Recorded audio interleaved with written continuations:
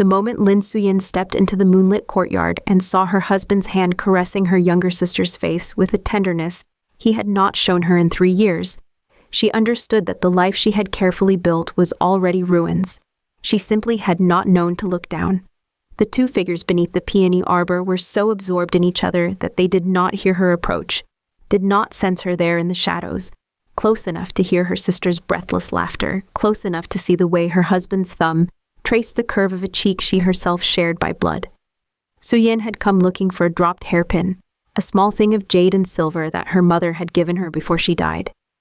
And instead she had found the kind of truth that makes a woman into something she was not before. She did not cry out. She did not move. She stood there like a woman turned to stone in some ancient story, watching her husband Zhou Hanlin lean down to kiss her sister's mouth with a hunger that made Suyin's own mouth taste of ashes. They were whispering to each other now, words too soft to hear clearly, but Suyin heard enough.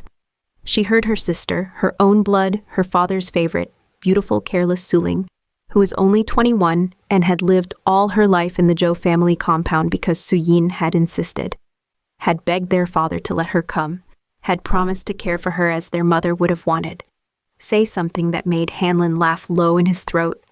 She heard him call Suling by a name that meant precious heart. She had never heard him call anyone that name. Certainly he had never called her that. The night air was thick with the scent of late summer peonies, those great blousy blooms that would be gone in another week, petals scattered across the stones like discarded promises. Suyin breathed in that perfume and felt it settle into her lungs like poison. Her hands, she noticed distantly, were shaking. The jade hairpin could wait. The hairpin no longer mattered. What mattered was that she had been a fool, and fools did not get to keep their dignity intact. What mattered was that in 5 days' time, her father's 60th birthday banquet would bring together every branch of the Lin family and half the Zhou clan as well. All the aunts and uncles and cousins and the magistrate himself, all of them gathering in the great hall to honor the patriarch. 5 days. Suyin counted them out in her mind like coins she was owed. 5 days to decide what kind of woman she would be now that the woman she had been was dead. She stepped backward, slowly, carefully, until she was far enough away that she could turn and walk without being heard. Her feet knew the path even though her mind felt emptied out and strange.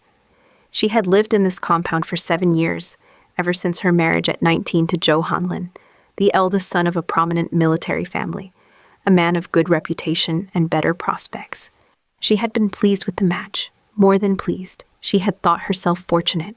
Hanlin was educated, well-spoken, and if he was not warm exactly, if he sometimes seemed to look through her rather than at her, well, warmth could grow between two people over time, couldn't it? Affection could deepen into love if one was patient, if one was good, if one managed the household well and bore the responsibilities of being the first wife with grace. She had been so patient. She had been so good. Suyin made her way back to her own chambers in the eastern wing of the compound. The rooms were dark, the servants already asleep. She lit a single lamp and sat down at her dressing table, looking at her own face in the bronze mirror. 35 years old. Still beautiful, people said.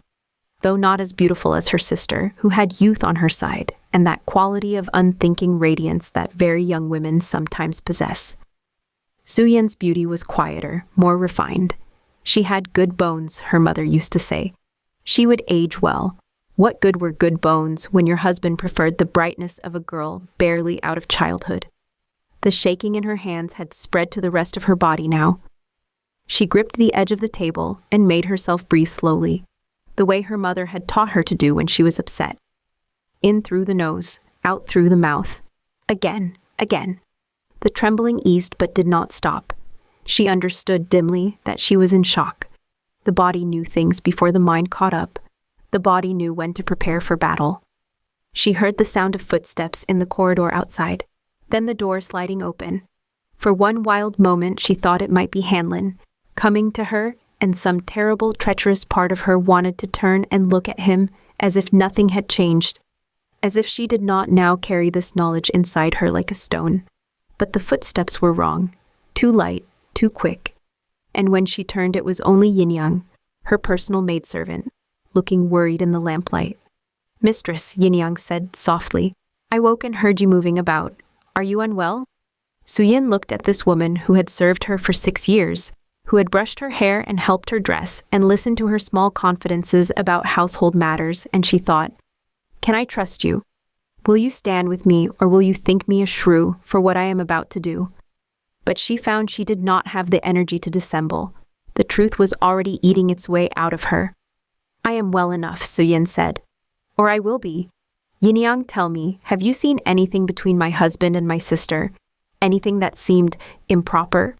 The look that crossed Yin-yang's face was answer enough.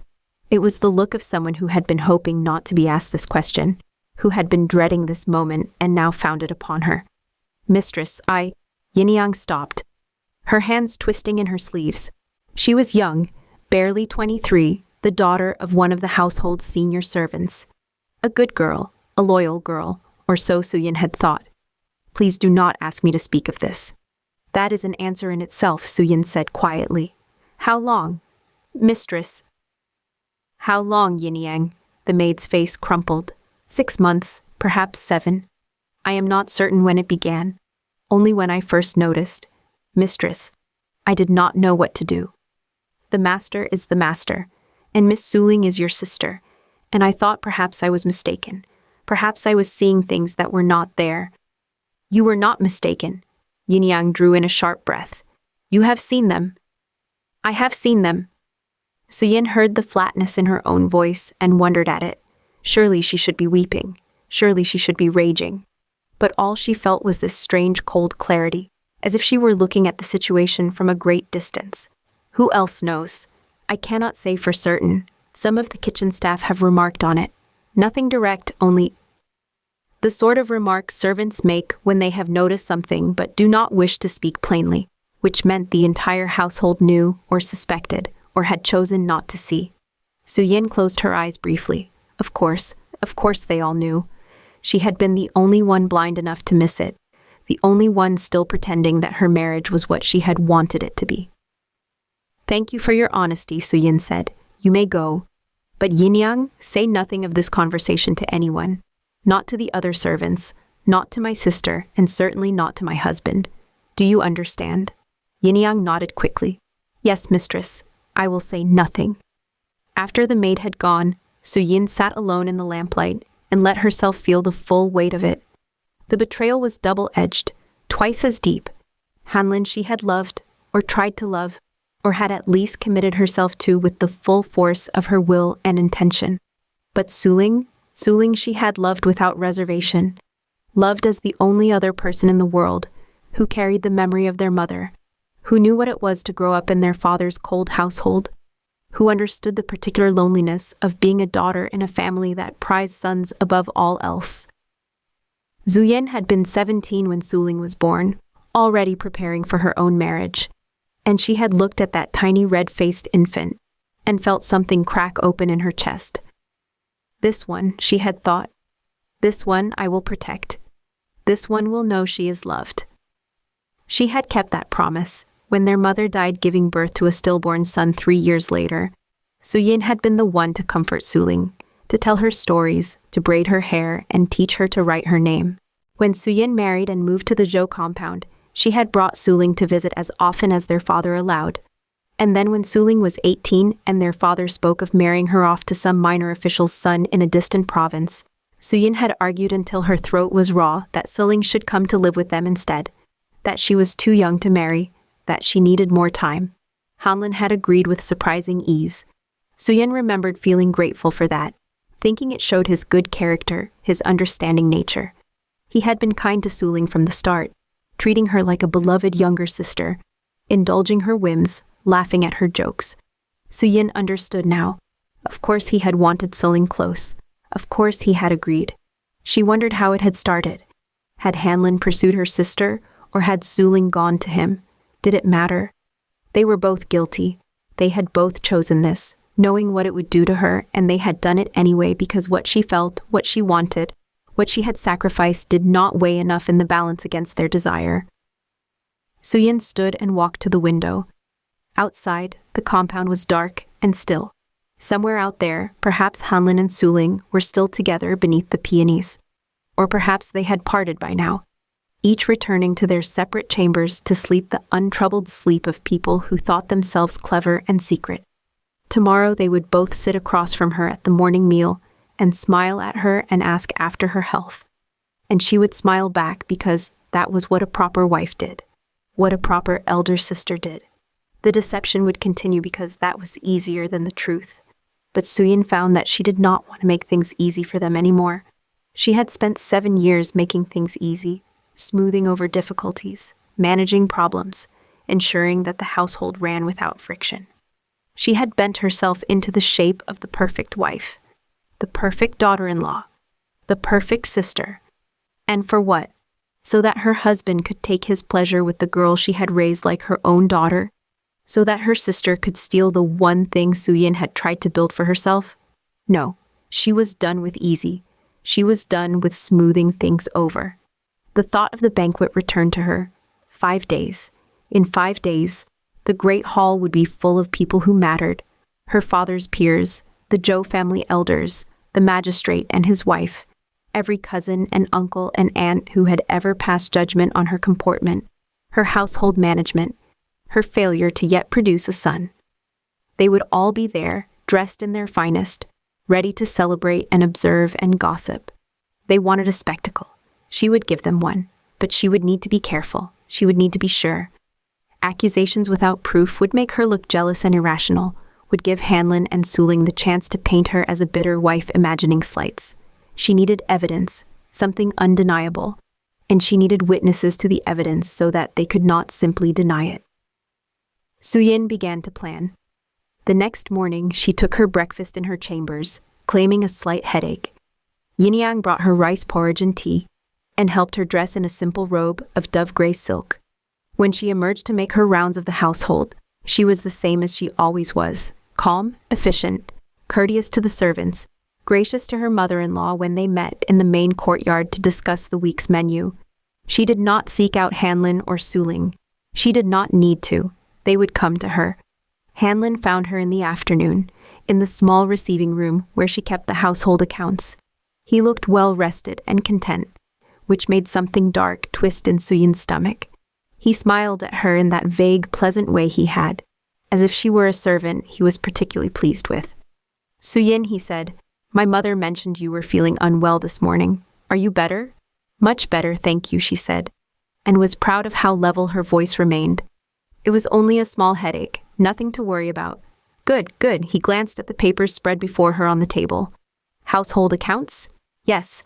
I am reviewing the expenses for my father's banquet. I want to ensure everything is properly managed." "You are always so thorough," Hanlin said, and there was something in his tone that might have been affection or might have been dismissal. "I know the banquet will be a credit to both our families." "I hope so," Suyin said. "It is important to me that everything be perfect. My father's 60th birthday comes only once, after all." "Of course." Hanlin lingered for a moment, as if he wanted to say something more, but then seemed to think better of it.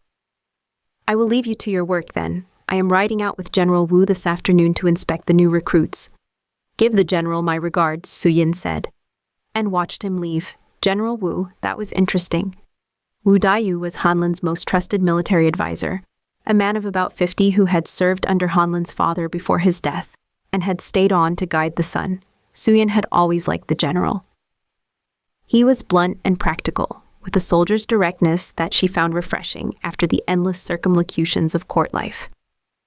More than that, he had always treated her with respect, had always seemed to see her as a person, rather than simply as an ornamental wife. She wondered if the general knew about the affair. She wondered if he approved. That evening, Suling came to her chambers. Suyin was embroidering by lamplight, working on a panel of silk that would become part of a screen, a gift for her father, depicting a mountain landscape in blue and silver thread. She looked up when Suling entered and felt that same terrible lurch in her chest, the same instinct to smile and welcome her sister, to ask after her day, to be the loving elder sister she had always been. Suling was so beautiful, that was the worst of it. She was beautiful in a way that made you want to forgive her anything, with her round face and large dark eyes, and that quality of seeming always slightly surprised by the world, as if she found everything new and delightful. She was wearing a robe of pale pink that made her skin glow like porcelain. "Elder sister," Suling said, settling herself on the cushion beside Suyin's chair. "I have barely seen you all day. Are you feeling better?" "Yes, thank you. I am glad. I worry about you, you know. You work too hard." Suyin's needle paused in the fabric. "Someone must manage the household. But surely you could delegate more to the servants. You're always doing everything yourself." Suling leaned closer, peering at the embroidery. "Oh, that is beautiful. Father will love it." "I hope so." "He will. He may not say it, but he will." Suling sighed, a little dramatically. "I sometimes wish I had your skill with the needle. Mine is still so clumsy." "You are young yet. You have time to improve. You always say that." Suling smiled up at her, that open, trusting smile that Suyin had once loved without reservation. "You are always so patient with me, elder sister. I am very lucky to have you." The words were knives, each one placed with precision. Suyin wondered if Suling knew what she was doing, or if she was genuinely this oblivious, this capable of speaking of luck and gratitude, while carrying on an affair with Suyin's husband. Looking at her sister's face, Suyin thought it might be the latter. Suling had always been a creature of the moment, following her desires without much thought for consequences. It was part of her charm. It was also, Suyin now understood, part of her cruelty. "You should retire soon," Suyin said, quietly. "You look tired." "Do I?" Suling touched her own cheek, suddenly anxious. "I have not been sleeping as well as I should, I think. Too many late nights." "Doing what?" The question came out more sharply than Suyin had intended. Suling blinked, startled. "Oh, just reading and thinking. You know how it is when your mind will not settle." "Yes," Suyin said. "I know exactly how that is." After Suling left, Suyin set aside her embroidery and allowed herself a moment of pure rage. It boiled up in her so hot and sudden that she had to press her hands flat against the table to keep from throwing something, from screaming, from running after her sister and shaking her until that pretty vacant look fell away and something real showed underneath. But rage was not useful, not yet. Rage was something to save and channel and deploy at the right moment. Now she needed coldness, she needed clarity, she needed proof. Over the next 2 days, Suyin watched. She watched the way Hanlin's gaze followed Suling across the courtyard. She watched the way Suling brightened when Hanlin entered a room. She watched them engineer small moments of privacy, Suling asking Hanlin to help her retrieve something from a high shelf. Hanlin lingering after meals to speak with Suling about some trivial matter while the servants cleared the dishes. They were careful, but not careful enough. Not when someone was looking for the signs. On the 3rd day, she went to see General Wu. She found him at the training grounds outside the compound, watching a group of young soldiers practice their sword work. He turned when she approached and bowed respectfully, his weathered face crinkling into something like a smile. "Lady Zhou," he said, "this is a surprise. What brings you out here among all this dust and noise?" "I wish to speak with you privately, General, if you have a moment." His expression shifted, becoming more serious. "Of course. Walk with me." They walked along the edge of the training yard, far enough from the soldiers that they would not be overheard. Wu Daiyu was a big man, broad-shouldered and still strong despite his age. He walked with the slight limp he had earned in some long-ago battle, a thing he never spoke of, but everyone knew about. "What troubles you, Lady Zhou?" he asked when they were alone. Suyin had prepared this speech, had rehearsed it in her mind, but now that the moment was here, she found the words difficult to produce. To speak the thing aloud was to make it real in a new way, to cross a threshold she had been avoiding. "I need your counsel, General," she said finally, "and perhaps your assistance. You have both, if they are mine to give." She took a breath. "Do you know that my husband is having an affair with my sister?" The general stopped walking. For a long moment he said nothing, only looked at her with an expression she could not quite read. Then he sighed deeply. "I was afraid you had learned of it." "You knew?" "I suspected. I have known Zhou Hanlin since he was a boy, Lady Zhou. I can read his moods and his silences. I have seen the way he looks at your sister. I have not wanted to believe it of him, but yes, I have suspected." "And you said nothing to me?" "What could I have said?" Wu Daiyu's voice was gentle but firm. "I had no proof, only suspicions. And if I had been wrong, I would have caused you pain for nothing. If I had been right, well, that is a matter between a man and his wife. It was not my place to interfere, but you disapprove. Strongly, the general's face darkened. You are a woman of great capability and dignity, Lady Zhou. You have managed your household with skill and your husband's reputation with care. Zhou Hanlin is a fool if he does not see your worth. And to carry on with your own sister under your own roof, it is not only foolish but dishonorable. The validation steadied something in Suyin. She had not realized how much she needed to hear someone else say it, to confirm that she was not mad or imagining things, that her anger was justified. I intend to expose them, she said, at my father's birthday banquet, in front of all the assembled guests. I intend to make sure that everyone knows what they have done. The general's eyebrows rose. That is a bold plan. It is the only plan. If I confront them privately, they will deny it or make excuses. If I simply divorce him quietly, people will assume the fault is mine, that I am a jealous shrew or a barren wife who drove her husband to seek comfort elsewhere. But if I expose them publicly, before witnesses, they cannot deny it. They cannot make me the villain of the story. You will create a scandal. They have already created the scandal. I am simply going to make sure everyone sees it. Wu Daiyu was quiet for a moment, considering. Then he nodded slowly. What do you need from me? I need you to be a witness. I need someone of your standing to confirm what I reveal, so that Hanlin cannot simply dismiss my accusations. And I need... She hesitated. I need someone to tell me that I am not wrong to do this, that I am not being vindictive or petty.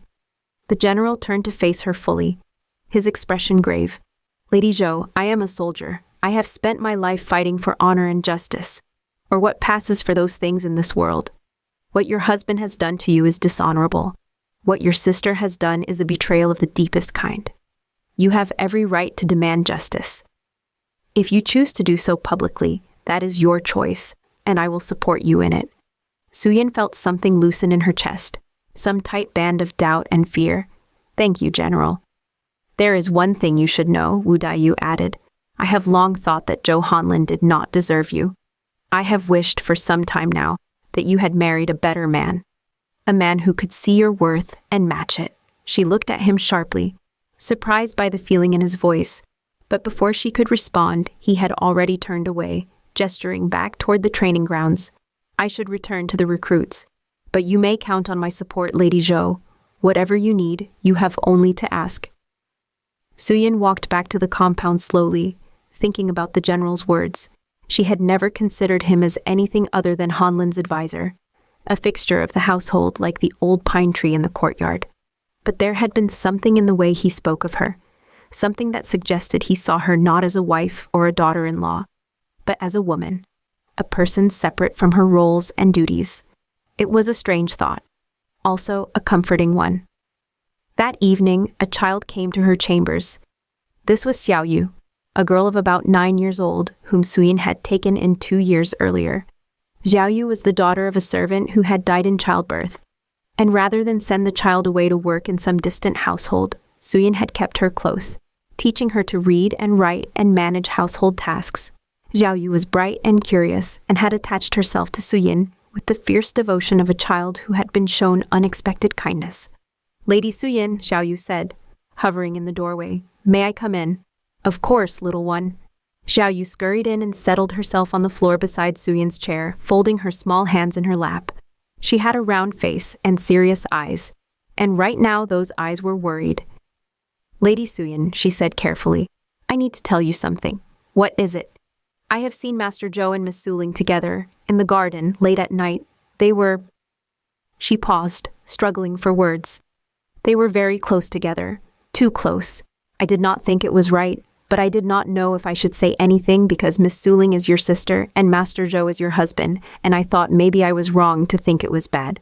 But it is bad, is it not? Suyin's throat tightened. Yes, Xiaoyu, it is bad. I thought so. Xiaoyu's face was fierce now. I think they are being very unkind to you. You are the best person in this whole compound, and they should not be unkind to you. It makes me angry. It makes me angry too. What will you do? Suyin looked down at this child who had nothing and owed her nothing but loyalty and love, and she felt that tightness in her throat threaten to become tears. She blinked them back. I am going to make sure everyone knows the truth at the banquet. I am going to tell everyone what they have done. Xiao Yu nodded seriously. That is good. They should be ashamed. Everyone should know they should be ashamed. She hesitated, then added, Lady Suyin, after you tell everyone, what will happen? Will you have to leave this house? I do not know, perhaps. If you leave, may I come with you? Oh, Xiao Yu. Suyin reached down and stroked the child's hair. Yes, if I leave, you may come with me. I would not leave you behind. Good. Xiao Yu leaned against Suyin's knee. Because I think you should marry someone better, someone who is kind and sees how wonderful you are. Like General Wu. Suyin stared at the top of Xiao Yu's head. What? General Wu. He is always watching you when you walk past, and he smiles. Not a big smile, but a small one, like he is happy you are there. And he is honorable and strong, and he would not betray you with your sister because he is a good man. I think you should marry him after you divorce Master Zhou. Xiao Yu, Suyin did not know whether to laugh or cry. That is not how things work. Why not? Because I am a married woman. Because the general is much older than I am. Because it simply is not done that way. That seems silly, Xiao Yu said. If Master Zhou can betray you, why should you have to stay married to him? And if General Wu likes you and you like him, why should it matter how old he is? Adults make everything so complicated. Yes, Suyin murmured. Yes, we do. But the child's words stayed with her after Xiao Yu had gone to bed. She thought about Wu Daiyu's face when he spoke of her worth, the way his voice had softened. She thought about his immediate, unhesitating offer of support. She thought about what it might be like to be married to a man who saw her, really saw her, instead of one who looked through her to find someone younger and brighter. It was a foolish thought. She pushed it away. The day before the banquet, Suyin finalized her plans. She had rehearsed what she would say, had imagined every possible response, had prepared herself for the shock and scandal that would follow. She had also quietly sent word to her father's household that she needed to speak with him privately after the banquet, before anyone left. She did not tell him why. He would learn soon enough. That evening, she took her supper in her chambers again, avoiding the family meal. She could not trust herself to sit across from Hanlin and Suling and maintain her composure. She was too close now, too full of anger and purpose. If she saw them together, she might not be able to wait until the banquet. She might say something now, and that would ruin everything. Yin Yang helped her prepare for bed, brushing out her hair with long, soothing strokes. Mistress, the maid said quietly, tomorrow is an important day. Yes, you are very calm. I am not calm. I am simply focused. Will you tell me what you intend to do? Suyin met Yin Yang's eyes in the mirror. I intend to stop being patient. That is all. The morning of the banquet dawned clear and bright, the kind of perfect autumn day that seemed designed for celebration. Suyin woke early and performed her morning rituals with extra care. She bathed in water scented with osmanthus flowers. She dressed in a robe of deep crimson silk embroidered with gold phoenixes, the most formal and expensive garment she owned. Yin Yang arranged her hair in an elaborate style, pinning it with jade ornaments and a headdress of gold filigree. When she looked at herself in the mirror, Suyin saw a woman dressed for battle. The banquet was to begin at midday in the great hall of her father's compound, which adjoined the Zhou family property. Suyin arrived early to oversee the final preparations, checking that the tables were properly arranged, that the flowers were fresh, that the servants knew their duties. Her father, Lin Bohai, was a stern man in his 60s, his face weathered by years of serving as a provincial administrator. He was not warm, but he was proud, and he had always insisted that his family maintain the highest standards of propriety and dignity. When he saw Suyin directing the servants with her usual quiet efficiency, he nodded his approval. You have done well, daughter, he said. Everything is in order. Thank you, father. Your sister has not yet arrived? I believe she is coming with my husband and mother-in-law. Good. I have not seen Suling in some weeks. I look forward to speaking with her. Suyin felt that by now familiar twist of dark feeling in her chest, but she kept her face smooth. I am sure she looks forward to seeing you as well. The guests began arriving shortly before midday. Suyin stood near the entrance to the hall, greeting each family as they entered, accepting their congratulations and well wishes. The hall filled slowly with the rustle of silk and the murmur of conversation. She saw aunts and uncles she had not seen in years, cousins from distant branches of the family, her father's colleagues from his years in the provincial administration. She saw the magistrate and his wife, both dressed in their finest, and she saw at last Hanlin and Suling arriving together with Lady Zhou, Hanlin's mother. Hanlin was dressed in dark blue robes that made him look handsome and distinguished. Suling wore pale green, a color that made her skin luminous. They walked into the hall side by side, not touching but somehow obviously connected, and Suyin watched several guests notice this, watched the small frowns and raised eyebrows, the quick glances exchanged. They were not as subtle as they thought they were. People had already begun to wonder. Good. Lady Zhou caught Suyin's eye and smiled, inclining her head. Hanlin's mother was a formidable woman, rigid in her adherence to propriety and tradition. Suyin had always found her difficult to please, but she had tried nonetheless, had bent herself to meet every expectation. Now, looking at Lady Zhou's composed face, Suyin wondered if her mother-in-law knew about the affair. Surely she must at least suspect. Did she approve? Did she blame Suyin for her son's wandering? It did not matter. After today, it would not matter what Lady Zhou thought. The banquet began with speeches and toasts. Her father sat at the head of the long table, accepting the honors and tributes with his usual grave dignity. Suyin sat at the women's table to his left, with Lady Zhou beside her and Suling on her other side. Hanlin was at the men's table to her father's right, seated among the Zhou family elders and her father's colleagues. The food was elaborate and plentiful, whole fish steamed with ginger and scallions, duck roasted until the skin was crisp, vegetables carved into flowers, dumplings shaped like gold ingots, and bowls of clear soup fragrant with herbs. Servants moved constantly between the tables, refilling cups and removing dishes. Suyin ate sparingly, her stomach too tight with anticipation to accept much food. Beside her, Suling chatted brightly with the other women, laughing at someone's story about a mischievous child. She seemed entirely at ease, entirely untroubled. Watching her, Suyin felt that cold rage settle deeper into her bones. The meal progressed through course after course. Suyin waited. Timing mattered. She needed the moment when everyone had eaten and drunk enough to be relaxed, but not so much that they were inattentive. She needed the moment when the formal toasts were finished, but before people began to leave. She needed the perfect moment. It came when her father rose to make his final speech of the day, thanking everyone for coming to celebrate with him. The hall fell silent, all eyes on the patriarch. He spoke of family, of duty, of the importance of maintaining honor and tradition. He spoke of the ancestors and the future, of the generations that had come before and those that would come after. It is family that gives us strength, Lin Bohai said, his voice carrying across the hall. It is family that defines who we are. We must protect our family bonds, cherish them, never take them for granted. It was perfect. It was exactly the opening Suyin needed. When her father finished speaking and sat down, Suyin rose smoothly to her feet. The hall's attention shifted to her. She felt every eye on her, felt the weight of all those gazes like a physical thing. Her heart was pounding so hard she thought everyone must be able to hear it, but her hands were steady. "Father," she said clearly, "honored guests, forgive me for interrupting, but there is something I must say, something that concerns family and honor, and which can no longer remain hidden." A ripple of interest moved through the hall. Her father frowned slightly, confused, but not yet alarmed.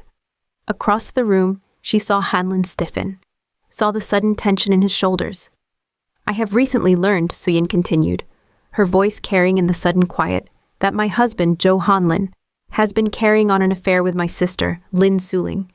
This affair has been conducted in my own home, beneath my own roof, for at least 6 months. They have betrayed not only me, but the trust and honor of both our families." The silence that followed was absolute. It was the silence of a room full of people trying to understand what they had just heard, trying to believe it. Then the silence broke into chaos. Her father stood abruptly, his face flushing dark red. "What?" Lady Zhou rose as well, her voice sharp. "This is outrageous. How dare you make such an accusation in public, at your father's celebration? Have you lost your senses?" But Suyin was looking at Hanlin. He had gone very pale, his jaw tight. Beside him, one of the Zhou family elders was staring at him with open shock. And at Suyin's table, Suling had dropped her chopsticks, her face white with panic. "I have not lost my senses," Suyin said steadily. "I have evidence. I have seen them together with my own eyes. In the peony garden 3 nights ago, embracing and speaking of their love for each other. My maidservant Yinyang has witnessed their meetings as well, and I believe General Wu Daiyu has also had his suspicions." She turned to look at the general, who had been seated near the foot of the men's table. Wu Daiyu stood slowly, his expression grave. "It is true that I have suspected such an affair," he said, his deep voice cutting through the rising murmur of shocked conversation. "Lady Zhou came to me several days ago with her concerns, and I told her that I believed her suspicions were well-founded. Zhou Hanlin has been behaving in a manner unbefitting his station and his marriage vows." "This is a lie," Suling's voice was high and desperate. She was standing now, her hands clenched in her skirts.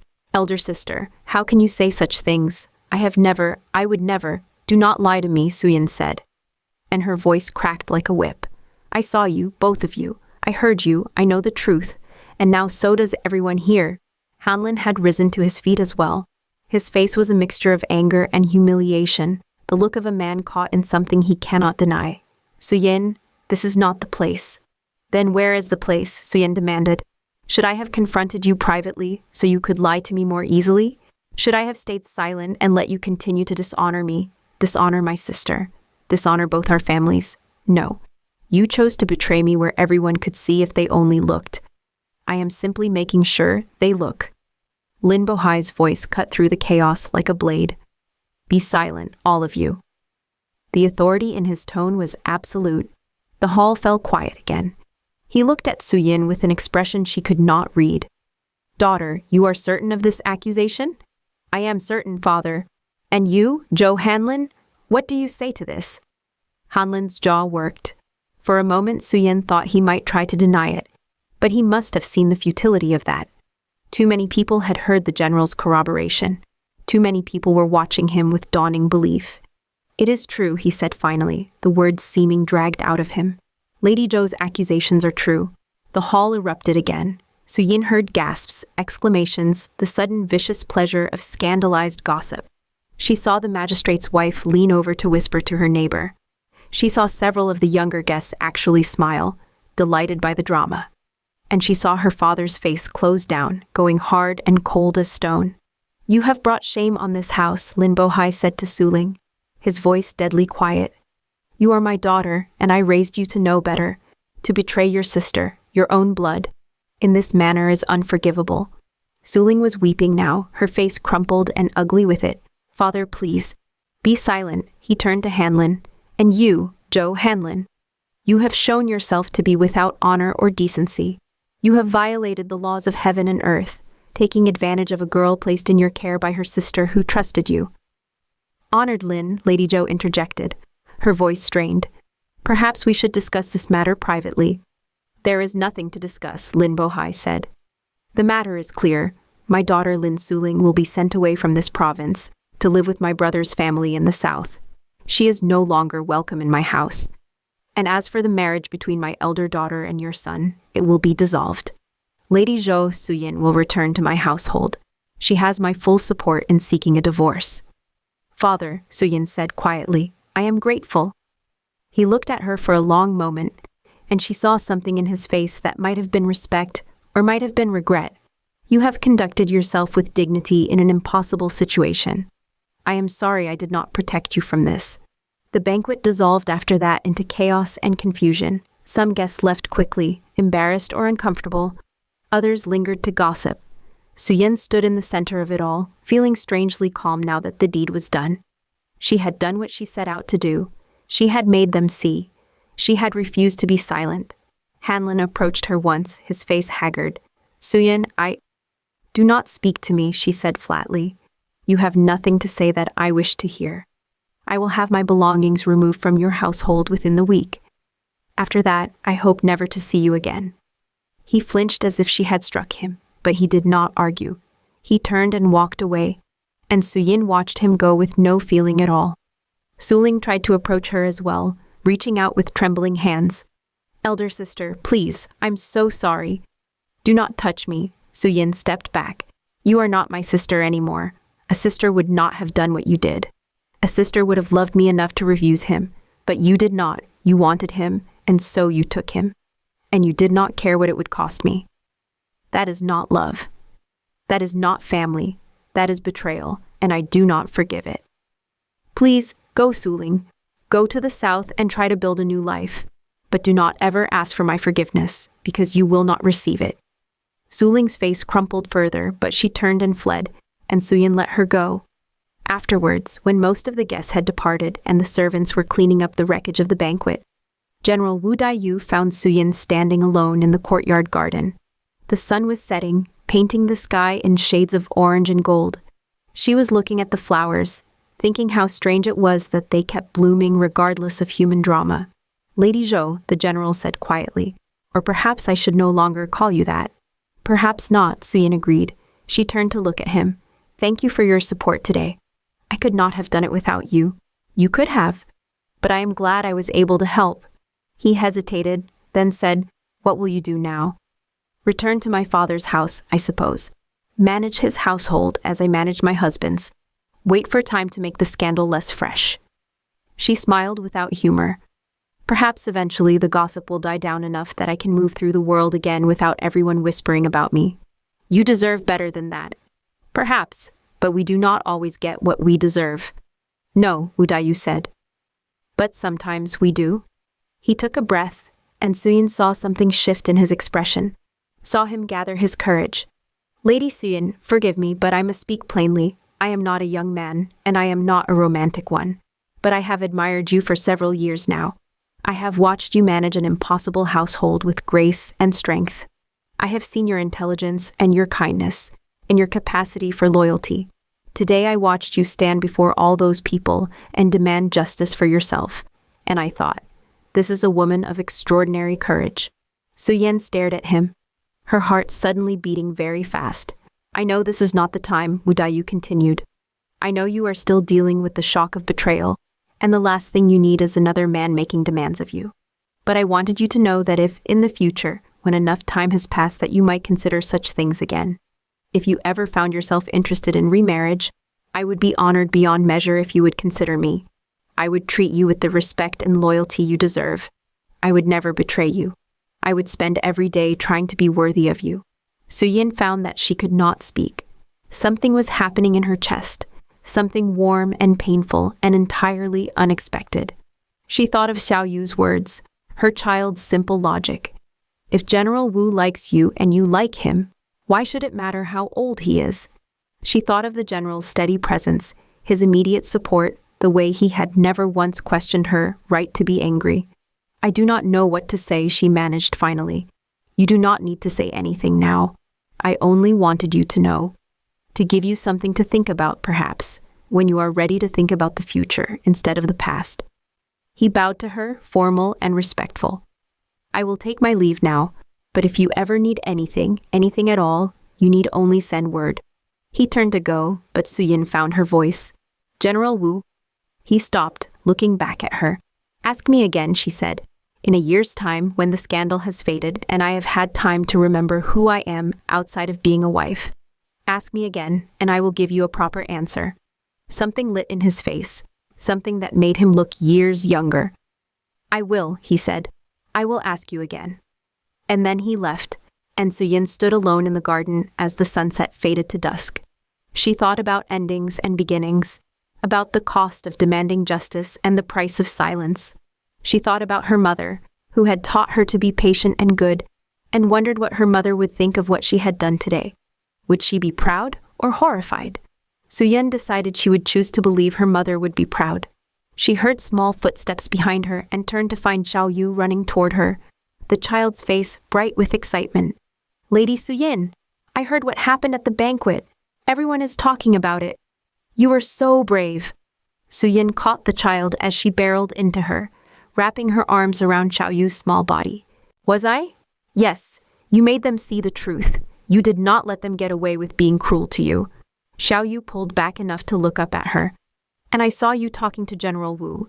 Did he tell you he wants to marry you? Zhou Yu, you should not have been spying. I was not spying. I was being strategically present. That is different. The child grinned. So did he. Yes, Suyin admitted. He did. And I told him to ask me again in a year. A year, Zhou Yu looked outraged. That is so long. It is the proper amount of time.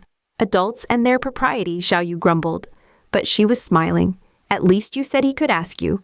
That means you are thinking about it. That means you might say yes. Perhaps I might. Good.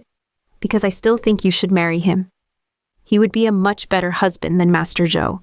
He would never betray you with your sister, because he is a good man who sees how wonderful you are. Zhou Yu squeezed her hand. You deserve someone who sees how wonderful you are. Suyin felt her throat tighten with emotion. She knelt down so she was at eye level with the child. Thank you, little one, for believing in me, for being angry on my behalf, for reminding me that I deserve better. That is what family does, Zhou Yu said seriously. Real family, not the kind that betrays you, but the kind that stands with you. Yes, Suyin said. That is exactly what family does. The year that followed was not easy. The scandal echoed through the province for months. Suyin heard the whispers, saw the looks, knew that she was the subject of endless gossip and speculation. But she bore it with her head high, managing her father's household with the same efficiency she had brought to the Zhou compound. She embroidered screens and painted fans. She taught Zhou Yu more characters and watched the child grow more confident and bright. She avoided social gatherings where she might encounter Hanlin or his family, though she heard through the servant networks that he had fallen from favor somewhat, that the scandal had damaged his reputation, that Lady Zhou was furious with him. She did not care. They were no longer her concern. Suling she heard nothing of, and that was exactly as she wished it. Her sister was gone to the south, and if she ever sent letters to their father, he did not share them with Suyin. That was fine. Some betrayals could not be forgiven. Some bonds once broken could not be mended. Suyin mourned the sister she had thought she had, the relationship she had believed in, but she did not regret what she had done. The truth was better than the lie, even when it hurt. General Wu she saw occasionally at formal gatherings, always from a distance. He did not approach her, respecting the boundaries she had set, but sometimes she caught him watching her with that same quiet intensity, and each time she felt something warm unfold in her chest. She thought about him more than she had expected to. She thought about his steadiness, his honor, the way he had offered her support without demanding anything in return. She thought about what it might be like to build a life with a man who saw her as a whole person, rather than a role to be filled. The thought was not unwelcome. Spring came, and then summer, and then autumn again. The scandal faded to old news, replaced by new gossip, newer scandals. Suyin found that she could move through the world again, without drawing constant whispers. She had become, in the eyes of society, a respectable divorced woman. A tragic figure perhaps, but not a scandalous one. She had done nothing wrong, after all. She had only demanded justice. On the morning of the anniversary of the banquet, Suyin was in the garden when General Wu Daiyu arrived. Her father's steward announced him, and Suyin set down her book and rose to greet him. He was dressed formally, his hair neat, his expression serious but hopeful. "Lady Lin," he said, bowing to her, "I hope I am not intruding." "You are not." She gestured for him to sit beside her on the stone bench, beneath the flowering plum tree. "I have been expecting you. Have you? You said you would ask me again in a year. It has been a year." "So it has." Wu Daiyu settled beside her, close enough that she could feel the warmth of his presence, but not so close as to be improper. "You have been in my thoughts constantly, Lady Lin. This year has been difficult to wait through. It has been necessary. I know. I do not regret waiting. I only hope—" He paused, gathering himself. "I hope that you have had time to consider my offer, and I hope that perhaps your answer might be favorable." Suyin looked at him, really looked at him, seeing the man beneath the general's bearing. She saw his strength and his gentleness, his honor and his patience. She thought about the year she had spent rebuilding herself, rediscovering who she was outside of being a wife and sister. She thought about the future she could have, the choice that was hers to make. General Wu, she said carefully, if I were to marry again, I would want certain assurances. Name them. I would want to be a true partner, not merely an ornamental wife. I would want my counsel to be heard and valued. I would want to manage my own household affairs without interference. And I would want absolute loyalty.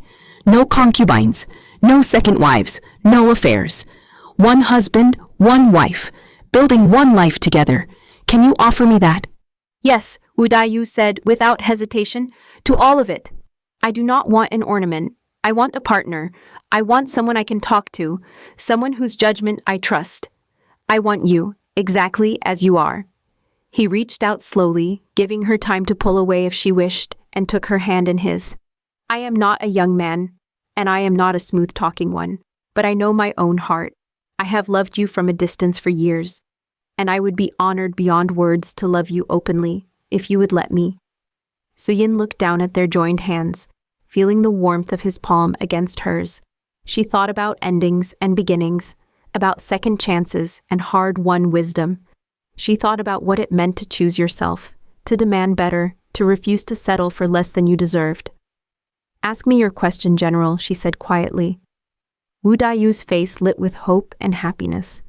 Lady Lin Suyin, would you do me the great honor of becoming my wife? Yes, Suyin said, and felt something in her chest unlock, something that had been held tight for too long. Yes, I will marry you. The general made a sound that was half laugh, half sob. He brought her hand to his lips and kissed it with a reverence that made her heart ache in the best possible way. You will not regret this, he said. I swear to you, you will not regret this. I know, Suyin said, and she did know. This was not a leap of faith but a considered choice, made with clear eyes and full knowledge. This was not hope based on nothing but her own wishes. This was hope earned, tested, proven. They sat together in the garden as the morning sun climbed higher, talking about their future, where they would live, how they would manage their households, what they would build together. Xiao Yu found them there eventually, the child taking one look at their joined hands and letting out a whoop of delight. I knew it, Xiao Yu crowed, dancing in a circle. I knew you would say yes. I am the best matchmaker in the whole province. You are certainly the most persistent, Suyin said. But she was smiling. She held out her free hand to the child. Come here, little one. Xiao Yu bounded over and threw herself at Suyin, who caught her and held her close. Wu Daiyu watched them with an expression of deep contentment. You come as part of this arrangement, I assume, he said to Xiao Yu. Lady Lin does not go anywhere without her fiercest defender. Of course I come as part of the arrangement, Xiao Yu said, lifting her chin proudly. You are getting both of us. We are a family. Yes, Wu Daiyu said gently, looking at Suyin. We are, and so they were. 3 months later, Lin Suyin married General Wu Daiyu in a ceremony attended by friends and family who genuinely wished them well. Suyin wore red and gold, and when she walked down the aisle to meet her new husband, she did so with her head high and her heart full. Xiao Yu walked beside her, scattering flower petals and looking immensely proud of herself. And when Suyin took Wu Daiyu's hand and spoke her vows, she did so knowing that this time, finally, she had chosen well. This time she had chosen someone who saw her, who valued her, who would stand beside her as an equal partner in building a life. The marriage was good, better than good. It was the kind of partnership Suyin had not known was possible. Wu Daiyu listened to her counsel on military matters and household management alike. He sought her opinion before making important decisions. He never dismissed her thoughts or made her feel small. In return, Suyin gave him her loyalty, her intelligence, her care. She managed their household with the skill she had honed over years of practice. And she stood beside him at social gatherings with pride rather than resignation. They built a home together, a real home, filled with respect and affection and the slow-growing warmth of genuine love. Xiao Yu thrived under their combined care, growing into a confident young woman who never forgot what it meant to stand up for yourself. And Suyin herself bloomed in this new life, discovering strengths and joys she had not known she possessed. Years later, when people spoke of the scandal at the Lin family banquet, they did so with a kind of admiring awe. That woman, they said, had refused to be silent.